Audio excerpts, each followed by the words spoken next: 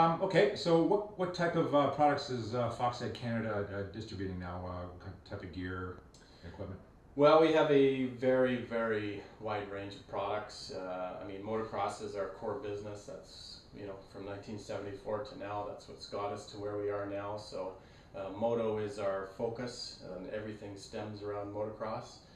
So between helmets, goggles, boots, chest protectors, jerseys, pants, gloves, all the accessories that go along with motocross, along with the lifestyle portion of our business. So, hats, tees, hoodies, shoes, sunglasses, jeans, anything you can think of there.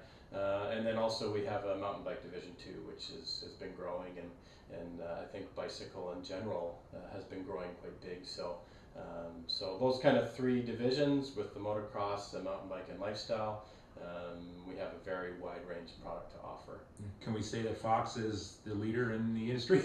I mean, we'd like to say that for sure. We believe we have a pretty strong brand, and trying to add products and innovation into our lineup that will strengthen our brand and just try to keep pushing forward. We don't like to sit still. We want to constantly move ahead and not sit on our coattails type thing. Want to keep moving ahead. Yeah. Okay, so helmets. Where are we going with helmets these days? I mean, from the early 60s, we probably got this helmet here from the early 60s, and this is your helmet, right? Oh yeah, that's my personal favorite. I think I've seen you wear this at a vintage race. It's very possible, yeah. I mean, that's more of a party helmet, that one, but yeah, helmet innovation in the last, really 10 years probably has made a big switch into, synthetic materials like polycarbonate, moving away from, some fiberglass resins and that. But even saying that, in our lineup we have a fiberglass shell which sells quite well.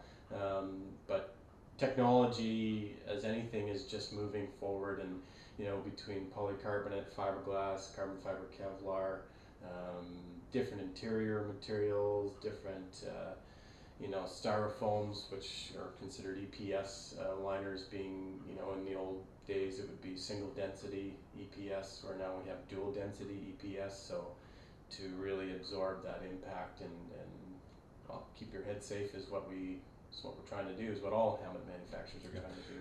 Yeah, we'll get into the actual impact and what the dual densities do, and the different internals do to somebody in an incident, because that's becoming very important now. I mean, we're also getting injuries with neck vertebrae and stuff like that, and how helmets can kind of help in that way. I mean, there's now braces and stuff like that helmets can actually integrate into the braces.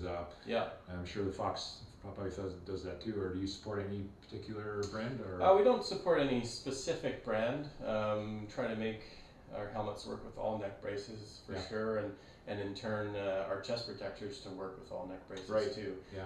Because the neck brace companies want those neck braces to sit, on the body rather than over top the chest protector. So our openings are big and adjustable to accommodate neck braces too. All right, so construction of the helmets, and you have the three different types here, and also we got this helmet from the 90s. This is a Fox helmet, Ricky Carmichael helmet, and it's probably seen better days, but it's still served its purpose. It's done its thing there, and you can kind of actually feel the weight now. I mean, we just both picked that helmet up at the beginning here. It's pretty. That was the top of the line helmet back in the year. I mean, that was the helmet. Definitely. And now we have all these, but we can see definitely where weight has gone for sure. So where are we with construction here on these helmets here? Yeah, so in the Fox lineup we have, basically kind of a good, better, best situation, depending on your discipline, your riding style, what you want to do, what you want to get out of the helmet. Starting with our V1 helmet, it's a polycarbonate shell, so it's an impact resistance material. There's a number of manufacturers using polycarbonate or materials similar to polycarbonate, and with polycarbonate you can get the price point down. When you move into more exotic materials, that's where the pricing really jumps up. So our V1 model is our best selling helmet that we have in our lineup. price point, is roughly around the $200 mark, which most people are comfortable with buying. We have a youth model as well, and we were using, again, still dual EPS liners and removable interiors and all that kind of stuff in an entry-level helmet too. So back probably 10-15 years ago, everybody kind of frowned on polycarbonate. mm-hmm. They saw it as cheap, maybe Yeah. not as good. Yeah. If you crash, the helmet's gonna like break apart like an eggshell. That was all the consensus that was gonna happen. Now, what percentage would you say? 90% of the whole helmet market would be? Is that a little bit of exaggeration? Maybe a bit. It's a big percentage though. Yeah. I mean, almost. I'm not speaking for all the other helmet brands, but I would say almost every helmet brand out there has a polycarbonate model or similar material to a polycarbonate in their lineup. It's been tested year after year. It passes the tests that it needs to pass. I mean, our V1 is a DOT ECE approved model.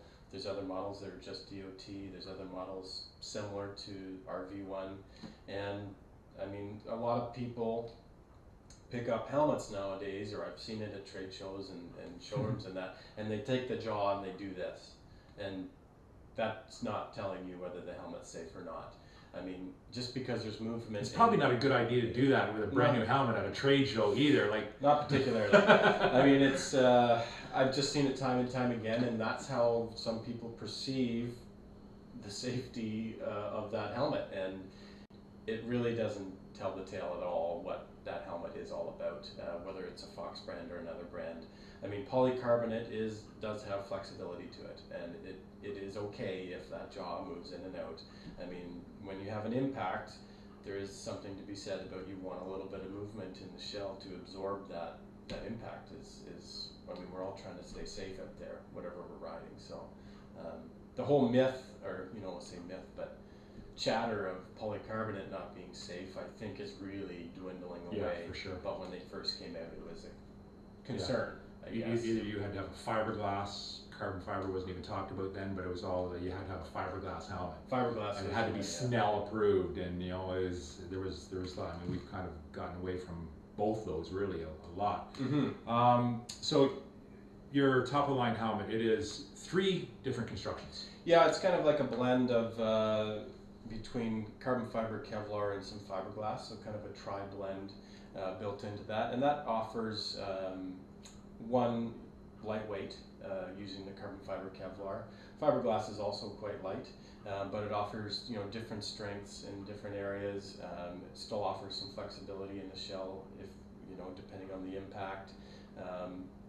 There is a lot of other carbon fiber helmets out there that are solid carbon fiber. There's again some speculation on that, whether solid carbon fiber is the best route. Yeah, because it might be too rigid. It's extremely light, give it that, like feather light for sure. But does it offer the proper impact protection? Not for me to say, but there is definitely a speculation that it doesn't. So with our top of the line V3 helmet, this is the helmet that all of our pro riders would wear on the Supercross and motocross track. I mean, we stand behind all of our products and try to build the best, safest, lightest, most comfortable product that we can, and still try to keep it within a budget too. That's sometimes a tough task, but. Okay, certifications. You mentioned the DOT, the ICE, and the Snell. Again, years ago, everybody had to have the Snell. Now you don't hear so much about it. Now there's a new certification called ICE, and DOT has been around for forever, forever kind of thing. Yeah. What's the difference in the 3?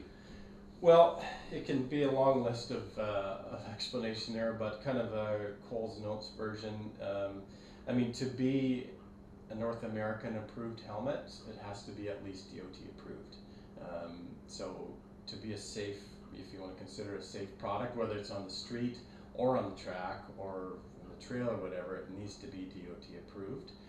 So that's kind of the baseline of a safe product. Make sure it at least has DOT. But certainly not the cheapest, or something that somebody would be leery about having. Exactly. Sure. Yeah. No, not at all. But was saying with DOT, if you want to compete, whether it's dirt bike racing or ATV racing or whatever you're wanting to compete in, then there's regulations that that racing association will ask for, and within probably the last 5 years, ECE has now been accepted, you know, on the motocross track, the snowcross track.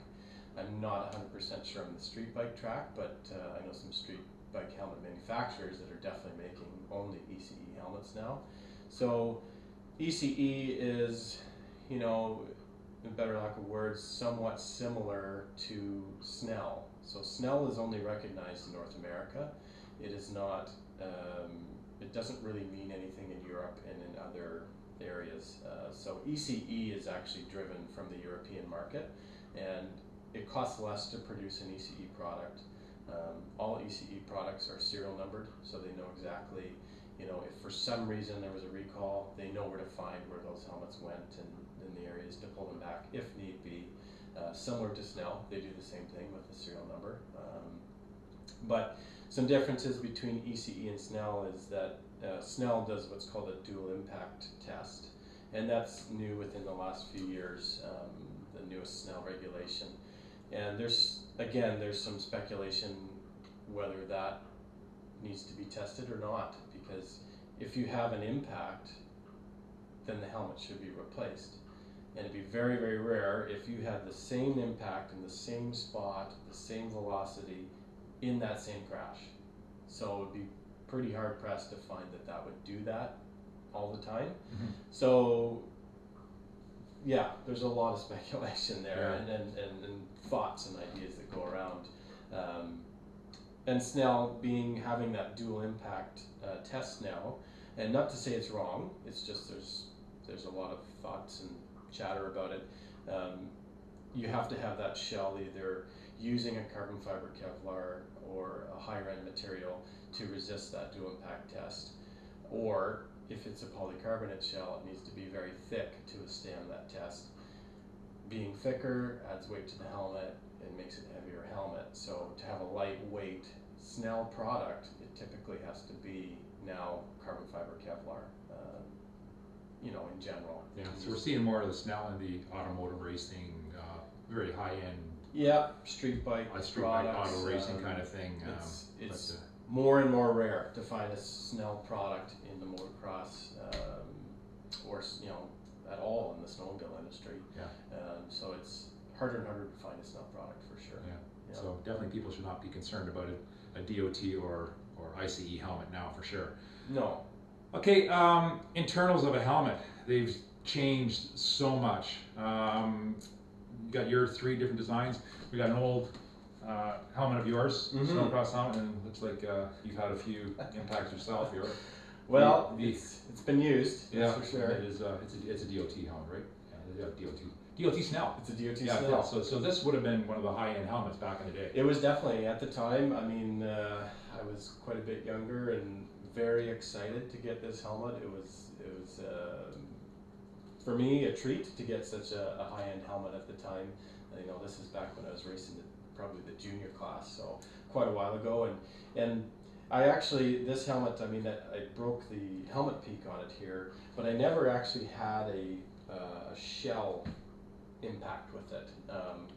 But like, although it looks, you know, in decent shape, other than, you know, trim over time, the glue has come apart. You're not going to tell me you'd still wear this helmet? I would not. Okay. This helmet is in my shop on, yeah. you know, up on the shelf, and there's lots of other helmets I've had impacts with, and they've done their job. Yeah.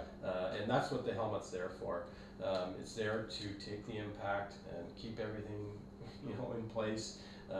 But, you know, I guess the point is even though the helmet looks good, you know, even if you've had an impact and it doesn't show a mark, or, you know, just has a little scuff, the interior, the EPS or styrofoam of the helmet, it compresses, and that's what it's supposed to do, and you can't really see that, you know, unless you're a helmet technician, which, let's face it, most of us aren't. So it's really hard to see if there is actually damage to the styro, which is a big part of the helmet. That's what takes that absorption. So even if you've had an impact, you don't see a mark on the helmet, you should replace the helmet. Yeah, definitely. I know a lot of. We'll get into that too. Yeah. But here's a Fox helmet, popular again in its day. It's a Ricky Carmichael Fox helmet kind of thing. one of the signature helmets. So this would have been a top helmet in its day. Definitely. Then we start seeing the introduction of removable inner liners. Yep. For a couple of reasons, cleaning, Yep. but also for impact. If you're injured or something like that, it makes the cheek pads very easy to come out with the person injured. Mm-hmm. They can kind of make the helmet bigger to remove a helmet. Definitely. And there's new technology too with the air valve kind of thing. The eject system. The eject system. Yeah. Definitely. None of these helmets have it. None of the Fox helmets have it. No, I believe they're It's only a couple brands. in Bell, I think, and maybe Shoei. I'm not sure, but That's their own design to make removal a lot easier. Mm-hmm. So the liners, you mentioned the dual density foams and stuff like that, but you also have the MIPS system. Yeah. Tell us about that. Yeah. So MIPS is a safety company, and they developed a system, basically a liner that would kind of go in behind the comfort liner of the helmet, and it's on kind of a suspension system. So it's a separate liner in there. So the idea with MIPS is that typically when you have an impact, you don't just crash and stop.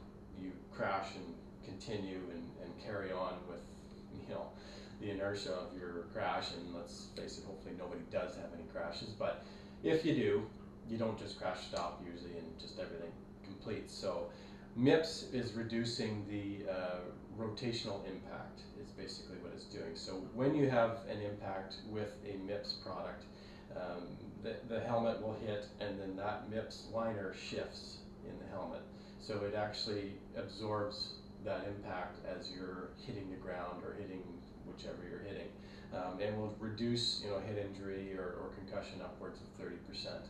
So MIPS stands for Multi-Impact Protection System, and actually was driven from the biking community or downhill mountain biking, because those guys are constantly on a decline. So if they don't stop, if they go down, they're continuing, and this is kind of come from that world. And Fox was the first company to put them into motocross helmets. It's a product that you add into your brand. It's not developed by Fox, but by MIPS as a company. So there's other brands that now are using MIPS as well, and it's a great feature to have in a helmet, because the more safety you can have, why not?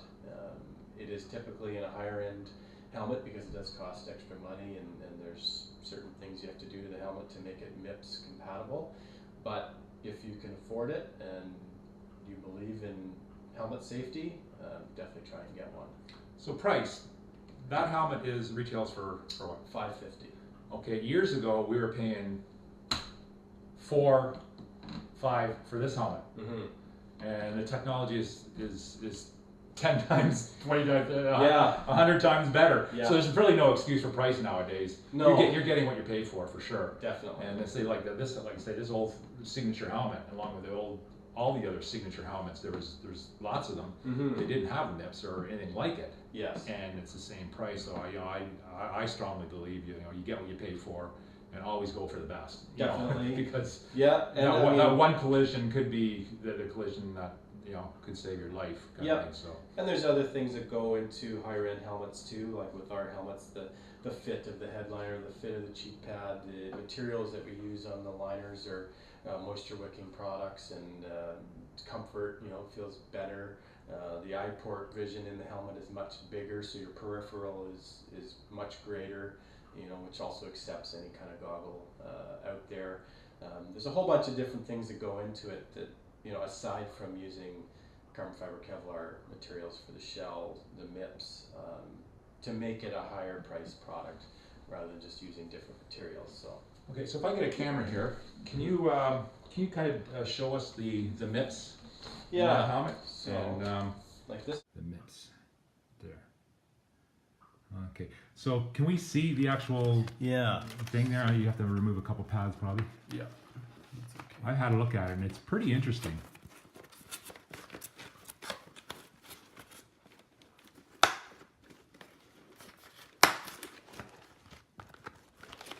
So it's that yellow area in there, and that's actually on a It does move. It moves.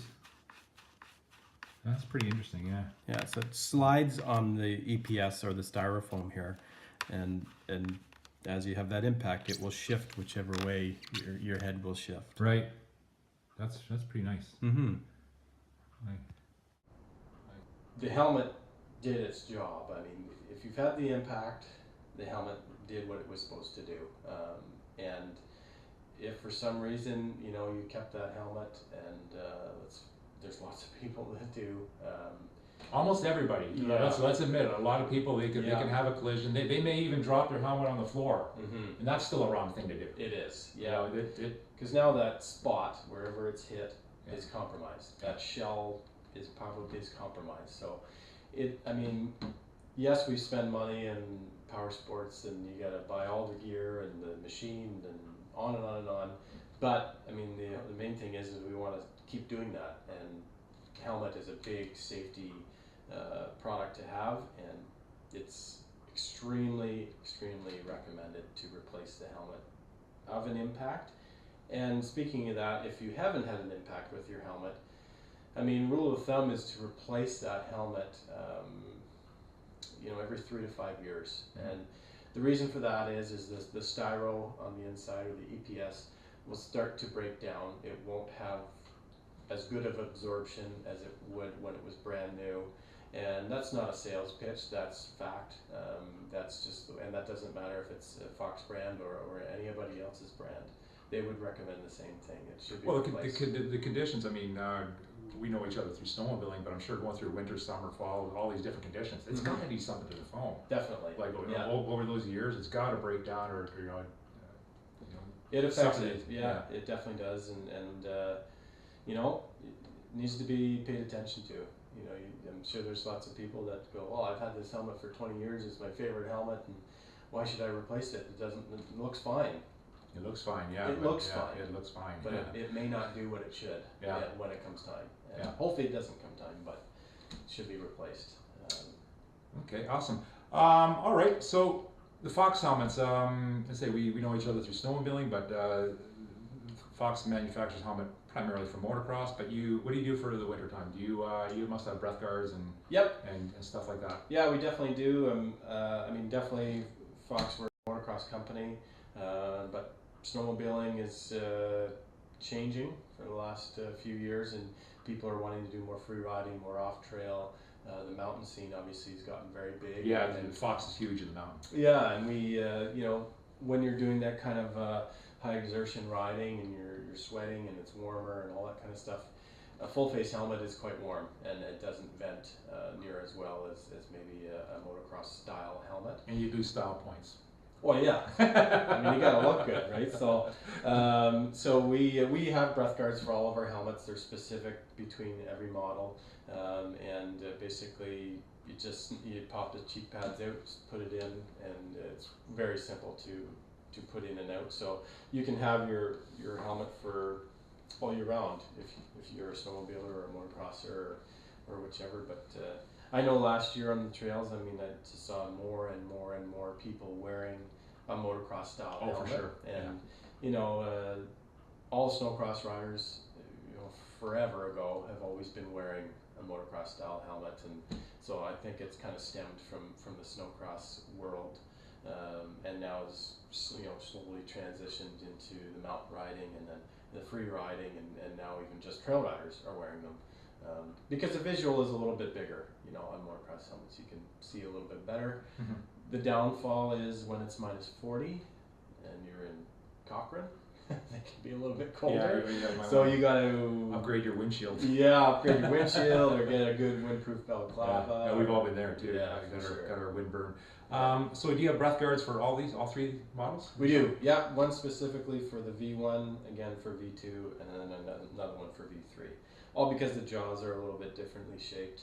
And I mean, the idea with the breath guard is to try and give you protection on the nose, but also keep your breath away from the goggles from fogging up and all that kind of stuff. So, I mean, try to alleviate frostbite too would be kind of nice. What would one do for the vents? I mean, they're obviously these are more cross helmets, but the vents in the wintertime probably aren't necessary? What do you do? Stick a little bit of duct tape down there? Or Yeah, you can. I mean, you can take the interiors out of the helmets and tape the vents off from the backside to try and alleviate that. I know there's some brands out there that have some sliding mechanism vents or plug kits and that sort of thing. I mean, our focus is motocross. That's what we do. But in saying that, back to my other point is there's tons of motocross helmets on the trail. Oh, for sure. So, but an easy way would be to remove the interior and just put some tape on the backside. Okay, so what are we looking for retail of these helmets? These three models. So our V1, being our entry level, they retail around $200. Our V2, which is a fiberglass shell, they are at $360, and then our V3, which is our high-end model, is at $550. So all different price ranges available there. We have a youth in the V1 as well, around the $150 mark, and we do actually a youth in the V3 with MIPS, so we have a lot of safety built into that because there's a lot of kids that do a lot of riding, whether it's dirt or snow. Yeah, hopefully not a lot of crashing, but possibly more crashing, and they're at the $379 price point. So nice. It's a higher price point for a child's helmet, but gives a lot of safety factors in it. And is there any other accessories? Shields. I mean, we see a big market in the adventure helmet kind of thing like that. Is any other accessories that goggles? Well, yeah, we have a full line of goggles for sure. Mainly driven towards the motocross market, so we don't do really anything in the snowmobile goggle market. I mean, all of our pieces are replaceable on here: visor screw kits, the peaks, the mouthpieces on the front. The interiors, you can buy replacement interiors. Some people, depending on the helmet, they find the helmet fits very well in the crown, but they find it either too tight in the jaw or too big in the jaw or whatever, and that's the helmet that they want. So at that time, the Fox dealer could order a different size of cheek pad to almost custom fit the helmet if they want to go that route. So those are all options that they can use. We make that stuff available to our dealers. So. Nice. Distributors in Canada and the States. Who are we looking at? Well, in Ontario, so my territory, I have about just over 50 dealers in Ontario. You don't have to name them all. Yeah. Who's the main distributors? Who would be I mean, we work very closely with Royal Distributing. They obviously have 4 locations in Ontario, so they do a great job with our brands. We have a lot of dealers in the Ottawa area as well, like Ottawa Good Times Center, Wheel Sport. I'm forgetting some for sure. We have a J&B Cycle up in the north, over towards Sault Ste. Marie. We have 2 dealers over at Sault Ste. Marie. Down southwest Ontario, we have Holly Gully, which is a big supporter of Fox. And all of our dealers are very passionate about carrying our brand, which we appreciate, and push our brand. So it's more of a partnership with our dealers rather than just a product that they have on the shelf to sell. So we help to promote that dealer with our brands and really try to work together rather than just here, buy some helmets or buy some gear. We try to work really closely with them. So. And would you know who's the distributor in the States? The U.S. is a totally different ball of wax. They have. There's lots of big online guys down there, like BTO Sports and Rocky Mountain ATV, and there's some big ones, big ones. Chaparral in California are big. So, U.S. is Canada, Fox Canada and Fox U.S. We work more closely with the dealers. We do. We work closely with the dealers, and then we work separately as territories. So even though it's all the same product, we work together in developing the brands and deciding what we're going to do with them. But as business, we work separately. Same with like Fox Europe would do the same, but everybody is all on board to work together to push the brand forward. Yeah, is the idea. And the color schemes here. So we did a couple different color schemes. You have limited edition helmets, signature helmets. Yeah, we do. These brands here are all new 2017 models, and they're on the showroom floor right now. But we do some limited gear sets, and in those limited gear sets, we'll offer a helmet to match. We'll offer a boot to match. So we'll have, for Supercross there'll be limited gear sets coming. Typically it's not something we let out of the bag before they are released, but we work with the dealers to offer that to them, before the race happens, so that when the rider is wearing that new gear on the track, it will be on the showroom floor that Monday. Like, it's shipped prior to the race, they have it, it's on the showroom. If they want it, they can go get it. Yeah. So the limited gear is it's a cool thing, it's one off. Have to be a super fan of the rider. Yeah, exactly. Yeah. And like our Anaheim 1 gear set last year, we sold clean out right away, which is the idea. It doesn't always work that way, but it's what we're striving for sure. Awesome. Okay, Jeff. I think that's good. I think we covered everything. I think I appreciate you coming by and talking helmets. For sure. Nice seeing you again too. Yeah, you too. So no problem. Alrighty, great. Thanks.